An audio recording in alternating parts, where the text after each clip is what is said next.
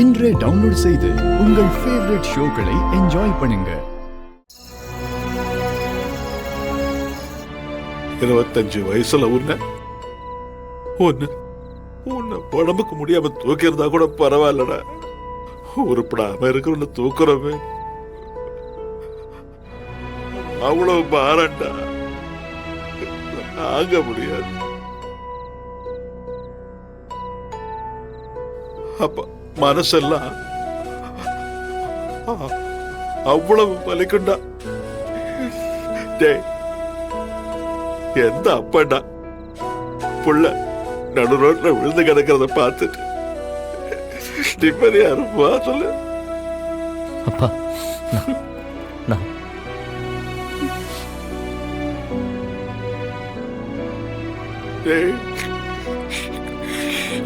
உன்னை நினைச்சு நான் எத்தனை ராத்திரி தூங்காம இருந்திருக்கேன் தெரியுமா?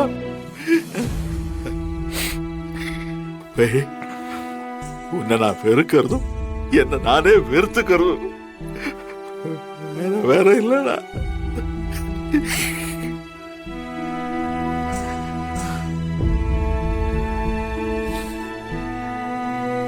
அண்ணா அண்ணா இங்க பாரு, அழாதண்ணா. டேய் என்னடா நீயும் அழுதுட்டு இருக்க? அண்ணா நீ அழாதண்ணா, நீ அழுத அவனும் அழறான் பாரு. அழாத. நான் ரொம்ப உன்னை கஷ்டப்படுத்திட்டேன்டா. என்னண்ணா நீங்க வந்ததுமே வீரா சித்தியும் மாறன் சித்தப்பாவும் உங்களுக்கு நிறைய பொம்மை வாங்கி தருவாங்களாமா. உங்களை சந்தோஷமா பாத்துப்பாங்க. தங்கம் என்னெல்லாம் கேக்குறீங்களோ அது எல்லாத்தையும் மறுக்காம சித்தியும் சித்தப்பாவும் வாங்கிட்டு வந்து தருவாங்களாம். ஆமாமா. அப்புறம் பக்கத்துலயும் பிருந்தா சித்தி இருக்கண்டா, அத மறந்துடக்கூடாது. நீயும் நானும் நல்லா ஜாலியா விளையாடலாம். பிருந்தா சித்தியும் கார்த்தி சித்தப்பாவும் உன்னை பைக்ல வச்சுக்கிட்டு ஊர் ஃபுல்லா ஒரே ரைடு தான். நீ எப்பவுமே சிரிச்சுக்கிட்டே இருக்கிற மாதிரி உன்னை தூக்கி வச்சு நாங்க எல்லாருமே கொண்டாடுவோம்.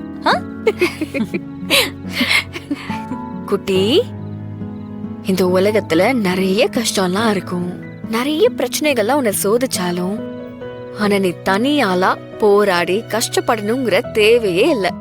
ஏன்னா உங்க அம்மா மாதிரி ஒரு தைரியமான பொண்ணை நான் பார்த்ததே இல்ல. அவளோட தைரியம், உங்க அப்பாவோட கள்ளங்கபடம் இல்லாத மனசு, அது எல்லாமே உங்களுக்கு சப்போர்ட்டா இருக்கும். அது மட்டும் கிடையாது, கார்த்திக் சித்தப்பாவோட அறிவு, படிப்பு, பிருந்தா சித்தியோட துருதுருப்பு, இது எல்லாமே உங்களுக்கு பயங்கரமா சப்போர்ட்டிவா இருக்கும். செல்லம், மாறன் சித்தப்பான்னு ஒருத்தர் இருக்காரு, உன்கிட்ட பேசிட்டு இருக்கால வீரா சித்தி, அவளோட புருஷன். அவர் மனசு வேற யாருக்குமே வராதுடா குட்டி. நீ காலத்துக்கும் ஒருத்தருக்கு நன்றியோட இருக்கணும்னா அது உன் மாறன் சித்தப்பாக்குதான். அதே மாதிரி வீரா சித்திக்கு பேருக்கு தான் நான் அக்கா, ஆனா நிஜமான அக்கா அவதான். உனக்கு ஃப்ரெண்ட்ஸே தேவையில்ல, இங்க பிருந்தா சித்தி இருக்கா. ஆமா, நான் இருக்க போதும் உனக்கு. அவளும் கார்த்தி சித்தப்பாவும் போதும் உனக்கு. ஆமா குட்டி, இங்க உன்னை என்னை விட எல்லாரும் நல்லா பாத்துப்பாங்க. உன் பாண்டிய மாமா நம்ம கூட இல்லைனாலும் அவரோட அன்பும் ஆசிர்வாதமும் உனக்கு எப்பவுமே இருக்கும்டா. அழாத கண்மணி. குட்டிமா, உங்களை ராஜா மாதிரி மார்லயும் தோல்லையும் தூக்கி சுமக்கிறதுக்கு ஒரு பெரிய குடும்பமே வெயிட்டிங். உள்ள பத்திரமா இருங்கன்னு.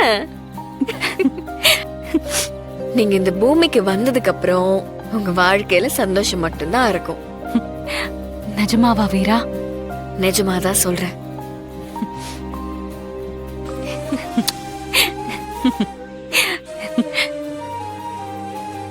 சரி, படுக்கலாம். கண்மணி, பாப்பா மட்டும் பிறக்கட்டும், நம்ம லைஃப் சூப்பரா மாறிடும். ஆமா, நம்ம எல்லாரோட உலகமே இந்த தங்கம் தான்.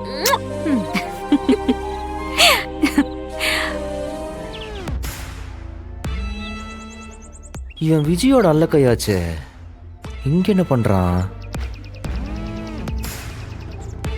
வீரா, அங்க பாரு.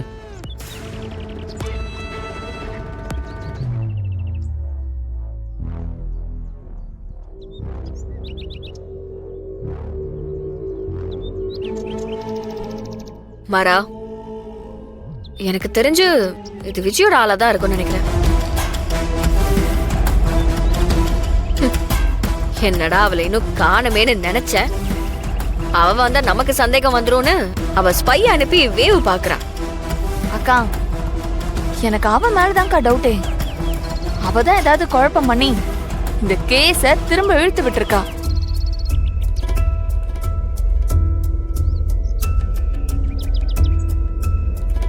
பிருந்தா, இந்த ஆள் மேல ஒரு கண்ணு இருக்கட்டும். அவன் யாருக்கிட்ட பேசுறான்னு பாத்துக்கிட்டே இரு. குறிப்பா அந்த விஜய் வந்தாலும் வருவான். அவளையும் பாத்துக்கோ. சரிக்கா, நான் பாத்துக்கிறேன்.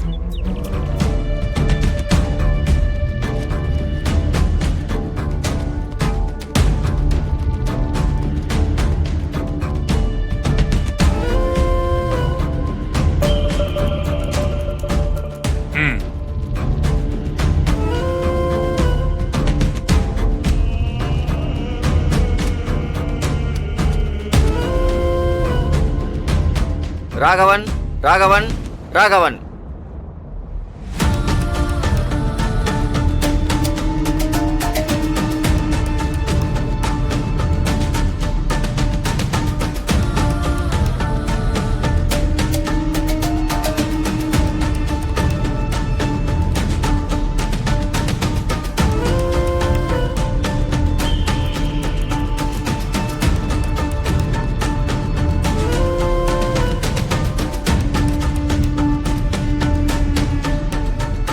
இந்த கேஸ் ஏற்கனவே முடிஞ்சு போச்சு. நான் தானே தீர்ப்பு கொடுத்தேன். S my Lord. ஐயா, நீங்க தீர்ப்பு கொடுத்த மாறன் உண்மையான குற்றவாளி இல்லைங்கய்யா. உண்மையாவே ஆக்சிடென்ட் பண்ணது இதோ குற்றவாளி கூண்டில் நிற்கிறாரே மிஸ்டர் ராகவன் தான். இவரு ஆக்சிடென்ட் பண்ணிட்டு தப்பிக்கிறதுக்காக இவரோட தம்பி மாறன் மேல பழிய போட்டார்.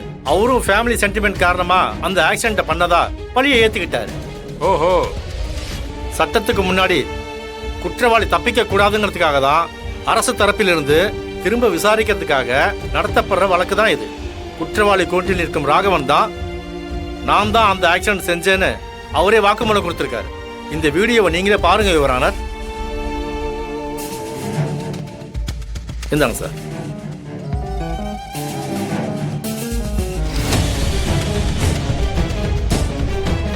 இப்ப சொல்றேன்டா. ஆமா, நான் தான் ஆக்சிடென்ட் பண்ணேன்.